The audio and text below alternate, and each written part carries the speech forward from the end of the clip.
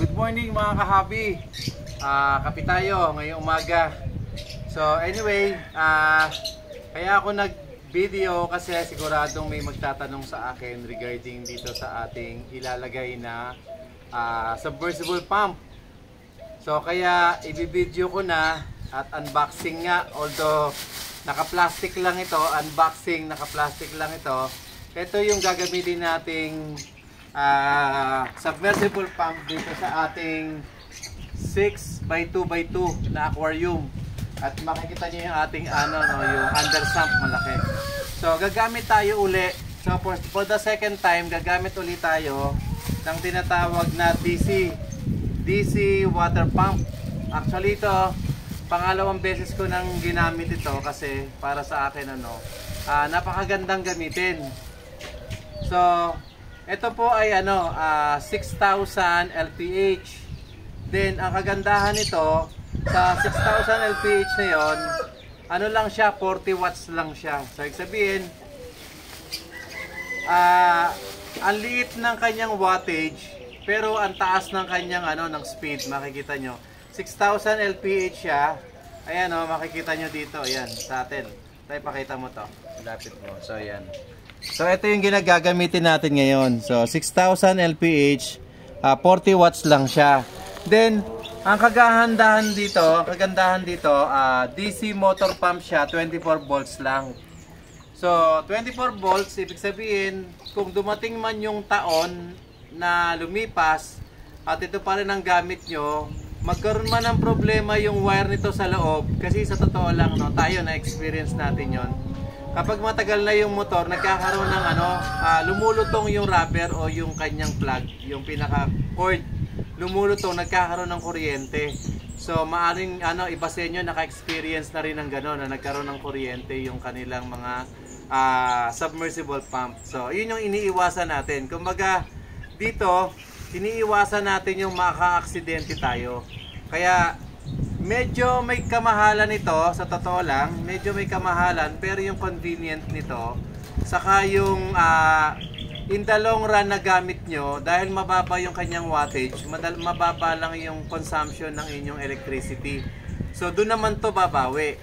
Kumbaga yung iba, pag binili mo, mababa yung presyo ng motor, pero ang taas ng wattage. Hindi mo lang napapansin, binabawian ka naman doon sa monthly bill mo. So, ganun naman to. So, ito medyo mahal, pero para sa akin maganda. Ito ay Crab Aqua ang brand. Ayan, Crab Aqua. Yung brand nito, Crab Aqua. Then, ang kagandahan dito, may controller. So, ayan So, ibig sabihin may controller, yung speed niya variable. So, pwede nyong babaan yung speed, pwede nyong taasan. So, ibig sabihin, pag binabaan nyo yung speed, yung 40 watts mo, baka bumaba pa. Kasi maximum niya 40 watts eh. So, ibig sabihin, pag binaba mo yung speed niya, bababa rin yung wattage mo. Yun ang kagandahan. Then, ang isa pa sa maganda rito, kahit na yung tubig mo ay, halimbawa, hindi mo napansin, ang tubig mo biglang naubos. So, eto, nasi-sense niya. So meron siyang capability ma-sense yung tubig mo pag wala. So titigil siyang kusa. So yun ang kagandahan dito. So hindi katulad ng mga ordinaryong motor na may tubig yan o wala, yan ay kusang tatakbo. So hanggang sa nasusunog ang motor.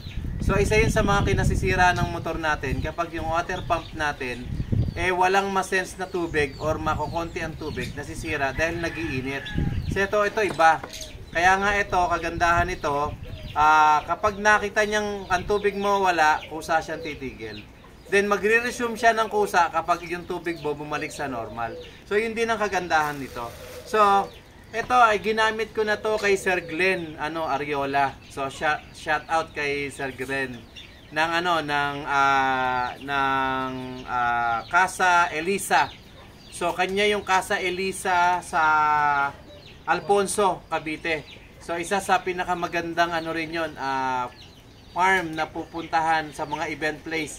Maganda rin po yung Casa Elisa anyway. So sinabi na natin yung kanyang magandang doon. Kung maghahanap kayo ng mga pang event place din, isa rin yung Casa Elisa. Pangalawa, yung Don Coco's Farm, isa rin po yan. So yan yung mga options pagdating dyan sa mga magagandang pwede nyong event place anyway. Then ito, balik tayo sa sa ating DC motor pump na to, no. DC water pump pala, sorry. DC water pump. So ito, ang kagandahan nito, medyo may kalakihan to, Ayan, medyo may kalakihan siya. Tapos ang kanyang mga nozzle, ang dami. So, ang daming nozzle. So, mamimili kayo. Pwede kayong gumamit ng uno.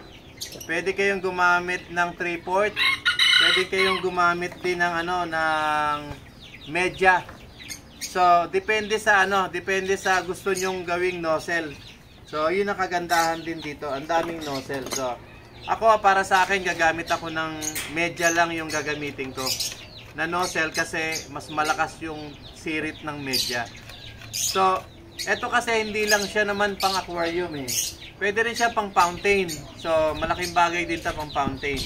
Halimbawa, may mga poles kayo matataas. So, kayang-kayang i-drive nito.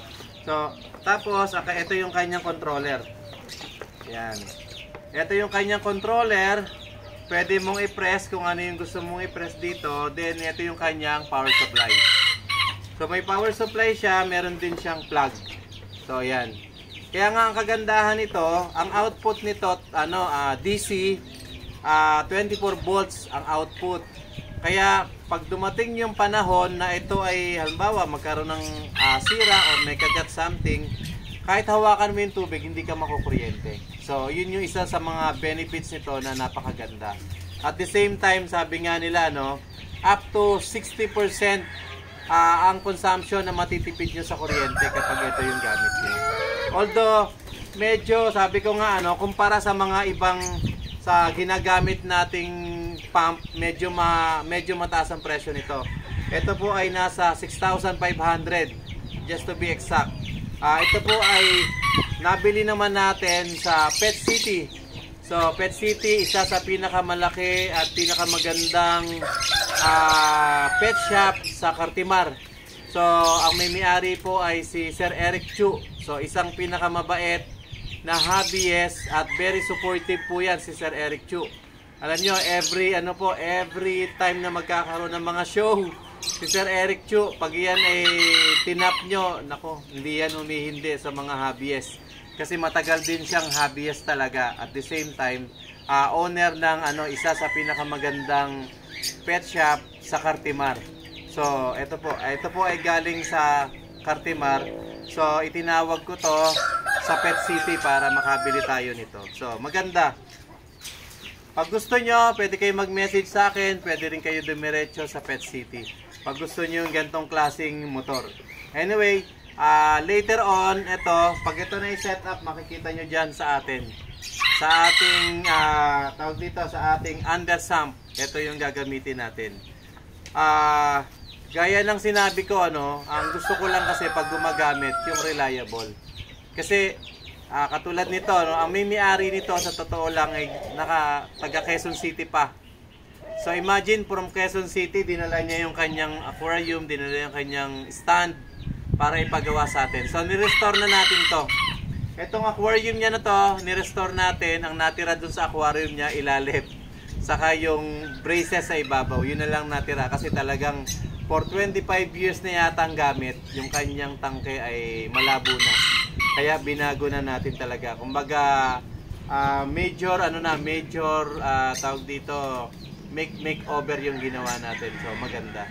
Kaya nga mga kahabi, ito muna, at least nabigyan ko kayo ng idea just in case tanungin nyo ulit si Kuya Lito sa susunod na vlog ko. Kuya Lito, anong gamit nyo? At least yan. Nasabi ko sa inyo yung ginagamit natin. DC water pump 24 volts from Pet City. So, ayan mga kahabi, magandang buhay sa inyong lahat at salamat po sa walang sawang pagsuporta nyo sa ating mga video at sa mga comment nyo. Kapag kayo po ay may kailangan, go lang. Comment lang kayo kapag may time at may chance si Kuya Lito, sasagot ako sa mga inyong mga inquiries. Salamat at magandang buhay po sa inyong lahat.